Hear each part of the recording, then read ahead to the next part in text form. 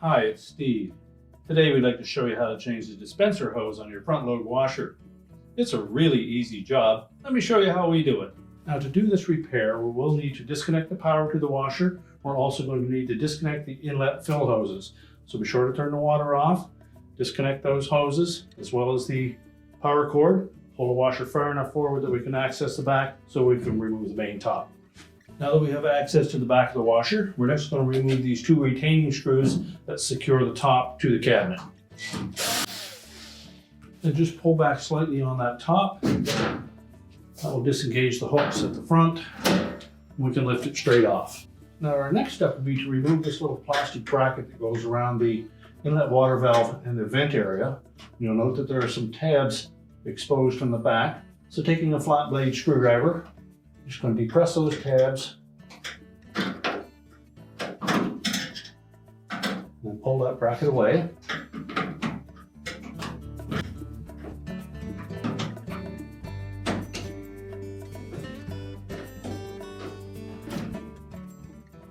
We'll just set that aside. And now we can reach inside the top of the washer and remove that vent assembly. Now our next step will be to remove the wire harness connectors to that inlet valve. We need to get that out of the way. On the tops of those connectors, you'll see a little locking tab. So just raise up slightly on that and then pull the connectors off.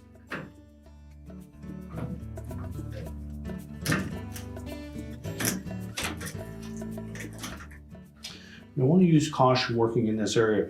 There are typically some very sharp edges on that metal support bracket across the top and across the back. So next we're going to remove two screws that secure that valve to the dispenser housing. There's one over here on the left.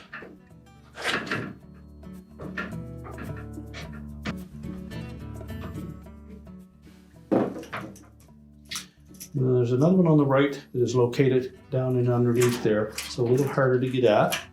Now to access that screw on the right hand side of that valve, you may want to remove the extension on that vent. You'll see that we just turn it a little bit in one direction, we'll unlock it. So counterclockwise is facing it from the rear. And then just pull that vent towards the back of the cabinet.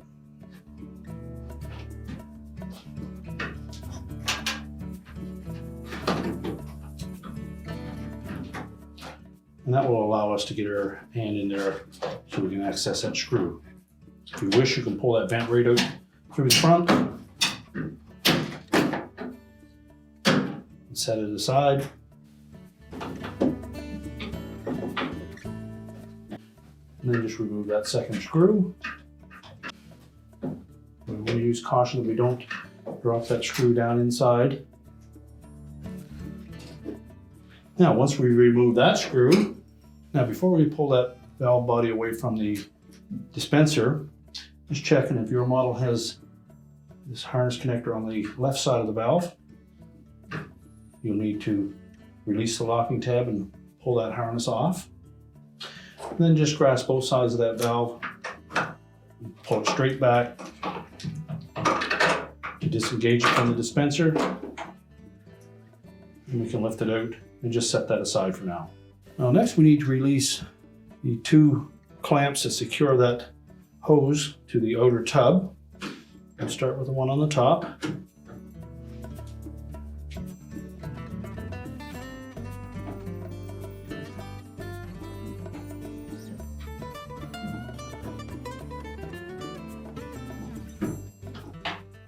If you have difficulty getting a regular size screwdriver in there, you may need to use a stubby one.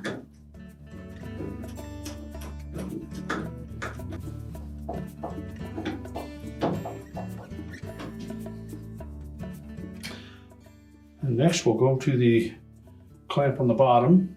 There's another Phillips head screw down there.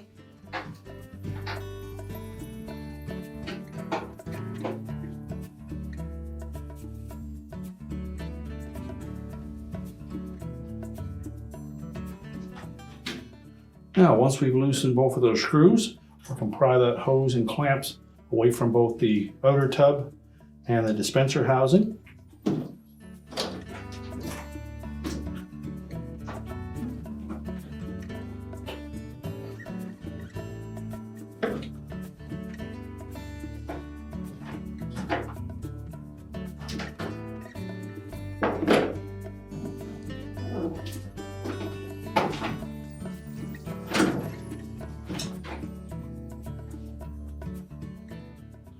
And then remove the hose and the clamps together.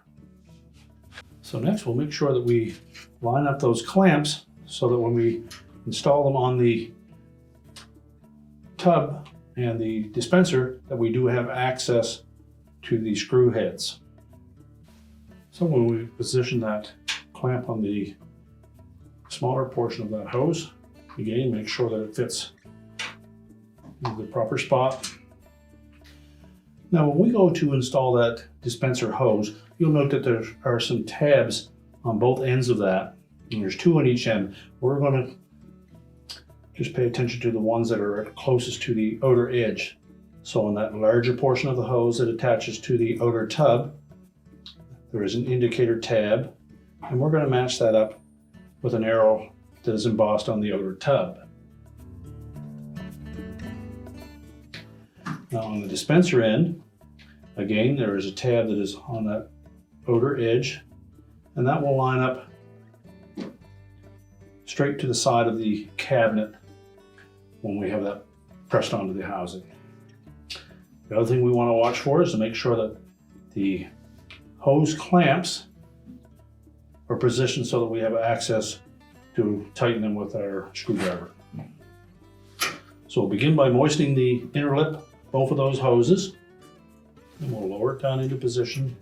And we'll start by attaching the portion of the hose to the dispenser first.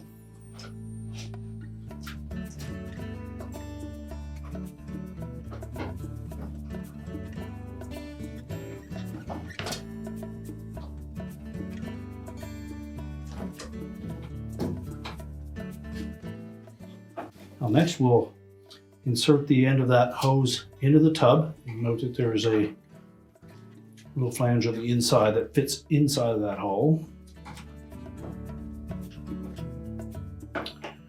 And then force that outer lip flush up against the outside of that tub. Line up that tab on the hose with the tab on the side of the tub. We'll position that clamp so that we can tighten it easily.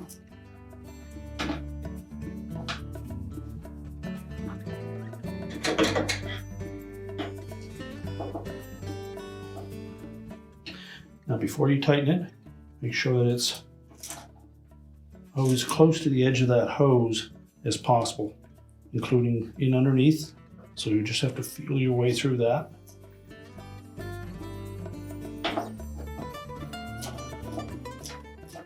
Now we've put the screw portion of that clamp towards the front of the tub. Originally it was at the back.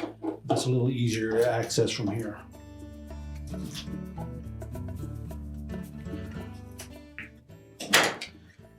Now we'll just verify that the portion that attaches to the dispenser is on all the way.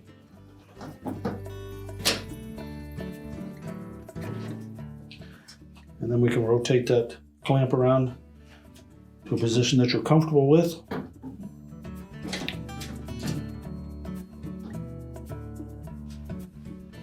Now with the hose firmly positioned on the dispenser outlet, we've rotated that screw around to where we can access it easily.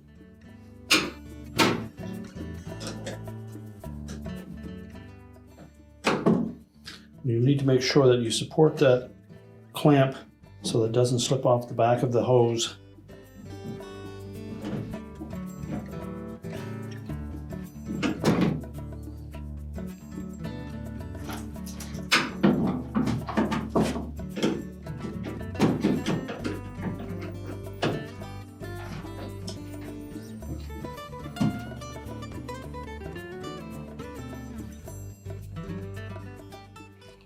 Now, once we have that tightened securely, we can go ahead and put our inlet water valve and the vent extension back on. So next we're ready to put that inlet water valve in.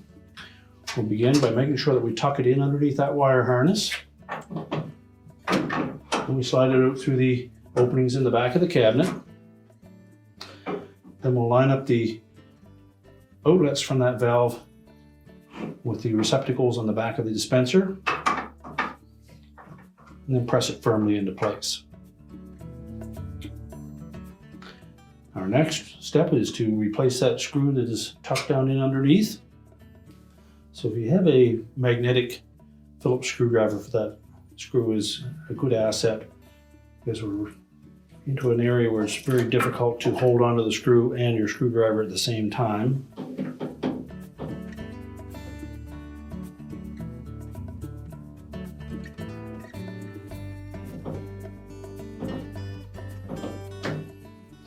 So we've just taken a magnetic bit extension, enough to start that screw. And now we can reach in with our screwdriver and tighten it.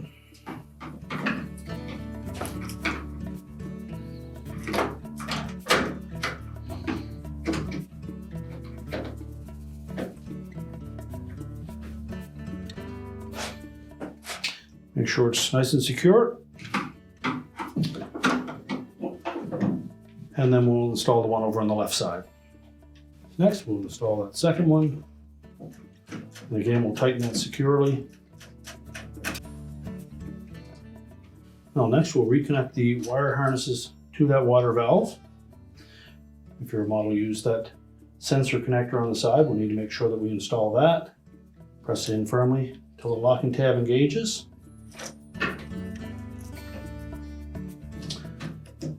And the same with the connectors for the solenoids. Just making sure that those are pressed on firmly, that they engage on the top. And next we'll put the extension for the vent back in place. Make sure that the O-ring is seated properly inside that opening.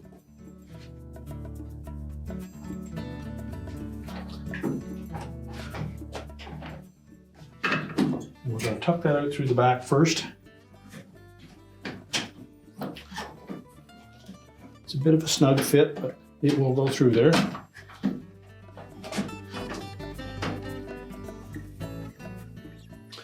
And we're just going to tilt that slightly counterclockwise. Press it firmly into the outlet from that dispenser, and then rotate it clockwise to lock it in place. Now we're ready to put the little shield on at the back. So just position that so that the flat side that fits over the vent is in the proper spot.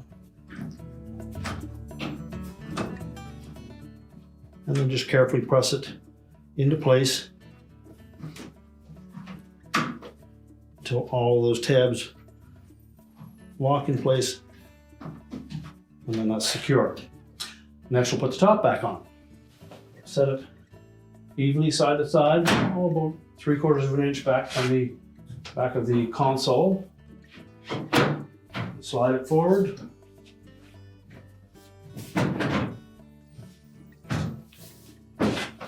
Make sure it engages the hooks at the front, and then we can put the 2 retaining screws at the back. And now we're ready to push that washer back into position. We're now ready to reconnect our inlet fill hoses, check for leaks, reconnect the power, and our repair is complete.